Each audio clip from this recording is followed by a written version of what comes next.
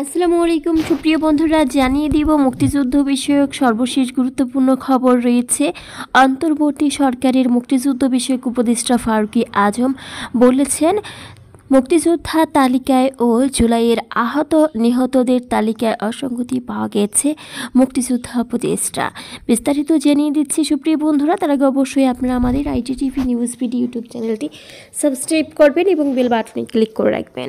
রয়েছে অন্তর্বর্তী সরকারের মুক্তিযুদ্ধ বিষয়ক উপদেষ্টা ফারুকী আজম বলেছেন, ইতিমধ্যে জুলাই গণ অভ্যুত্থান আন্দোলনের আহত নিহতদের তালিকায় কিছু অসঙ্গতি পাওয়া গেছে। জুলাই আন্দোলনের সম্পৃক্ততা না হয়েও সে সময় যারা মারা গেছে এরকম অনেকের নাম আমরা পেয়েছি, কিন্তু তাদের নাম জুলাই শহীদ হিসেবে অন্তর্ভুক্ত হয়েছে। সেগুলোকে অচিরেই আমরা গেজেট থেকে বাতিল করব। একইভাবে আমরা আহতদের ব্যাপারটাও আমরা চেষ্টা করছি। বুধবার 30 জুলাই জহুর হোসেন চৌধুরী হলে পেনিনসুলা ডেভেলপমেন্টের উদ্যোগে আয়োজিত মুক্ততার আলো সব শিশুর মাঝে ছড়িয়ে দিতে ছোটদের মাসিক পত্রিকা মুক্ত জুলাই বিশেষ সংখ্যার প্রকাশনা উৎসবে তিনি এ সকল কথা বলেন। ফারুকী আজম বলেছেন, জুলাইয়ের স্মৃতি যাকে অম্লান থাকে ফারুকী আজম বলেছেন, জুলাইয়ের স্মৃতি যাতে অম্লান থাকে, সরকার এ বিষয়ে কাজ করছে। জুলাই যোদ্ধাদের জন্য একটি অধ্যায় করার জন্য সরকার সিদ্ধান্ত নিয়েছে। ডিসেম্বরের শেষে এসে সেই অধিদপ্তর গঠিত হবে মুক্তিযুদ্ধ বিষয়ক মন্ত্রণালয়ে। জানুয়ারির প্রথম দিকে এরকম পরিপত্র জারি করেছে ক্যাবিনেট সচিবালয় থেকে। জানুয়ারির মাঝামাঝি সময়ে আমরা স্বাস্থ্য মন্ত্রণালয় থেকে জুলাই শহীদদের একটি তালিকা পেয়েছি এবং রাত 3টায় এটাকে গেজেট করা হয়েছে। এটা অনেক গুরুত্ব দিয়ে আমরা বিবেচনায় নিয়েছি। একইভাবে ফেব্রুয়ারি মাসের মাঝামাঝি সময়ে আমরা জুলাই আহতদের তালিকা পেয়েছি। যেদিন আমরা তালিকা পেয়েছি ওই দিনই সেটিকে গেজেট আকারে প্রকাশ করেছি। তিনি আরও বলেছেন, জুলাইয়ে আহতদের মাসিক ভাতার বিষয়টি নিয়ে কাজ করছি। একইভাবে তাদের পুনর্বাসনের বিষয়টিও যুক্ত হয়েছে। সেগুলো লিপিবদ্ধভাবে সরকারি প্রচেষ্টায় আমরা নিচ্ছি।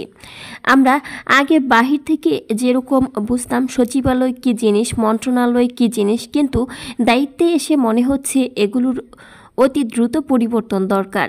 এগুলোর কোনোটাই সাধারণ মানুষের উপকারের জন্য করা হয়নি। এগুলো সংস্কার করতে পারলে মানুষ তাদের অধিকার ফিরে পাবে। জুলাই আন্দোলনে শহীদ মীর মুগ্ধের পিতা মীর মুস্তাফিজুর রহমান বলেন, 18 জুলাই 2024 আমরা পরিবারের সবাই মিলে কথা বলছিলাম।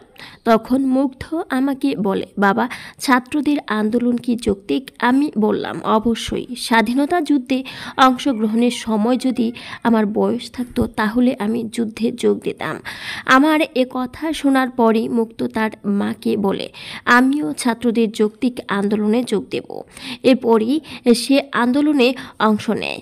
জুলাই আন্দোলনকারীদের মাঝে পানি ও বিস্কিট বিতরণ করতে গিয়ে মুগ্ধ শহীদ হন। সে আমাদের দেশের সবাইকে একটি বার্তা দিয়ে গেছে, মানুষ মানুষের জন্য, সবার উপরে মানুষ সত্য, তাহার উপরে নাই। জুলাই গণ অভ্যুত্থানের শহীদ ও আহতদের রাষ্ট্রীয় স্বীকৃতি ও সম্মাননার জন্য হাইকোর্টে রিটকারী ও এডিটর এমেরিটাস MA.N. শাহিন বলেন, যারা সরকারের দায়িত্বে আছেন তাদের বলবো, যাদের কারণে আমরা মুক্তভাবে কথা বলতে পারছি তাদের যেন রাষ্ট্রীয় স্বীকৃতি ও সম্মাননা দেওয়া হয়। সেই বিষয়ে কাজ করছি। 71 দেখিনি, কিন্তু পরবর্তীতে যারা এদেশের পতাকা আগলে রাখার কথা ছিল তারাই দেশটাকে ধ্বংস করে গিয়েছে।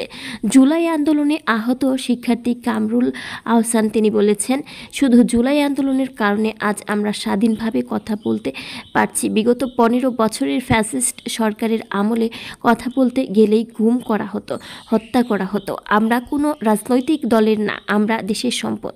দেশের স্বার্থে আমরা আন্দোলন করছি। আবারও কোনো সময় দরকার হলে আবারও মাঠে নেমে যাব।